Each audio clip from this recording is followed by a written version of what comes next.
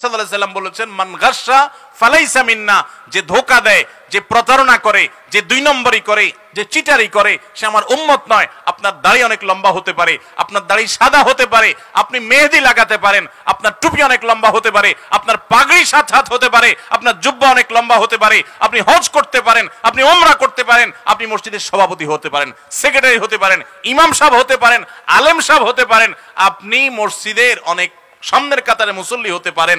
আপনি যেই হন না কেন, যত বড় টুপি লাগেন না কেন, আল্লাহর খাতায় আপনি চিটার, আল্লাহর খাতায় আপনি প্রতারক, আপনি ভণ্ড, আপনি 2 নম্বর মানুষ।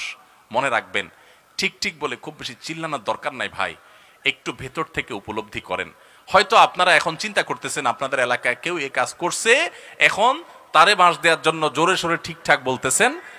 এই কথাগুলো হয়তো কারোর উপরে যাচ্ছে, আপনি খুব মজা পাচ্ছেন, এই জন্য একেবারে জোরসে নারায় তাকবীর দিচ্ছেন, জোরসে ঠিক বলতেছেন, হুজুর বাঁশ দিচ্ছে, আমি ঠিক বলে আরেকটা বাঁশ দিয়ে দিলাম।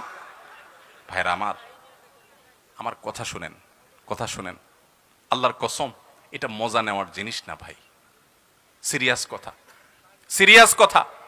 হয়তো কেউ করছে, আপনি হয়তো অন্যভাবে করছেন, আপনি ঠিক ঠিক চিল্লায়েন না। ঠিক ঠিক চিল্লানোর চাইতে বড় জিনিস হলো উপলব্ধি করেন, কখনো অসৎ উপায় অবলম্বন করে 1টি টাকাও কামাবেন না।